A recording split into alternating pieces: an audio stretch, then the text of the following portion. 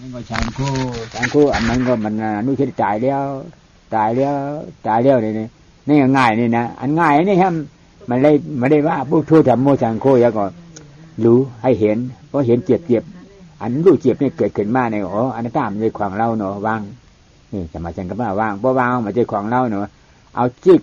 ปัญญาใจอันรู้ว่ามันใจของเรานั่นอันเห็นนั่นดูใช่ที่มันใจของเราให้เห็นมันไม่ใจของเรานี่ก็นี่ง่ายนี่ง่ายสมถะภาวนานะกำอะไรอย่าอุบกันอะไรถ่อมอะไรแม่นางถ่อมกันอะไรเมื่อข้าวประมูลฮอตตนาแล้วอยู่ถ่อมฮะเนาะเข้าติดซุ่มมืออันดีอันแมทนั้นหลวงพ่อบอกว่าแม่ว่ายากนะพระพุทธเจ้าว่าไม่ยากเลยในการปฏิบัติธรรมนี่เราจะไปเชือดคอไก่คอวัวแทงคอหมูนี่ยากกว่าสิยากกว่าการปฏิบัติธรรมเราจะไปลักเขานี่ยังยากกว่านั้นอีกเนาะเราจะไปพูดผิดล่วงผัวล่วงเมียเขานี่ยากกว่าที่เรานั่งปฏิบัติธรรมนี่อีกนะ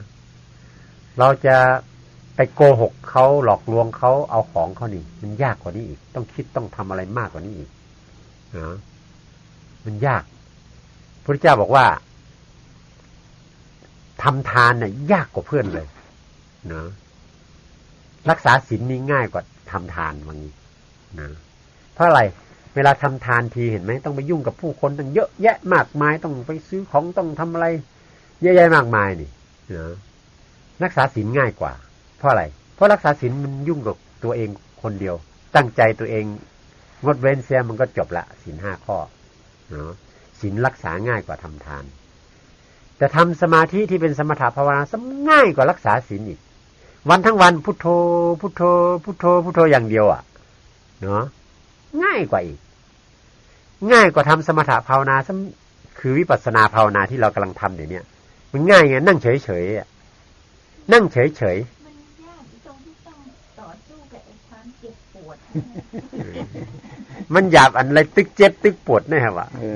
เนี่ยมันเป็นอันตรายวิปัสสนาแล้วนะอันชูเจ็บไม่ทัดนั่นนะเป็นพิรุโ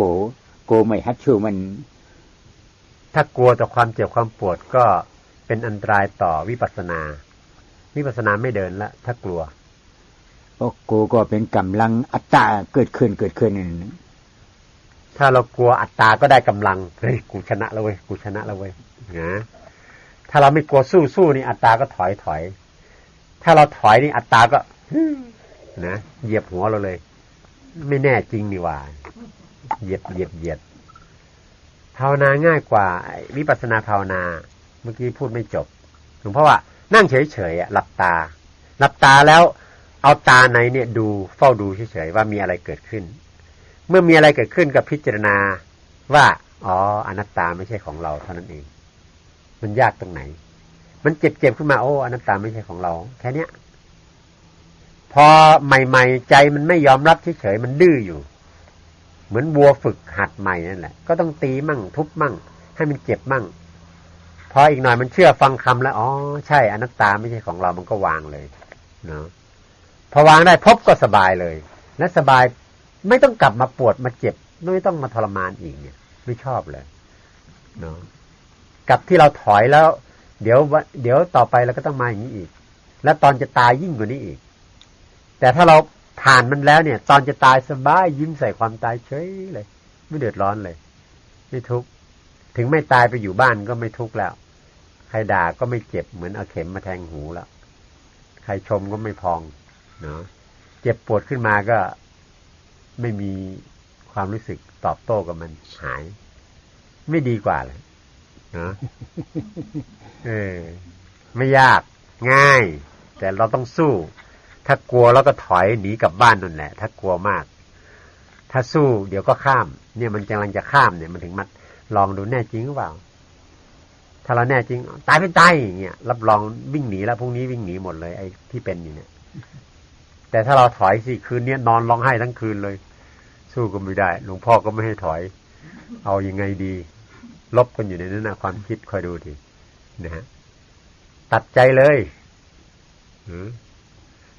ถึงวันสุดท้ายวันปิดอบรมเนี่ยตายให้มันตายคาที่ตรงเนี้ยใครตายที่นี่จะทำอนุสาวรีย์ให้ ตายในกรรมฐานนี่ ไม่ตายแม่ไม่ตายนะช่วยอะไรไม่ตายนะไม่ต้องโกนี่ขณะนี้เวลา 20 นาฬิกาดูได้ดูถามใครจะถามอะไรอีกไหมใครจะถามทางแท่งค่ะแท่งนี้มีอันถามแต่มีหนอแจ้งกว่าทางเพราะญาต่างเมื่อไปมาถามแทงกัน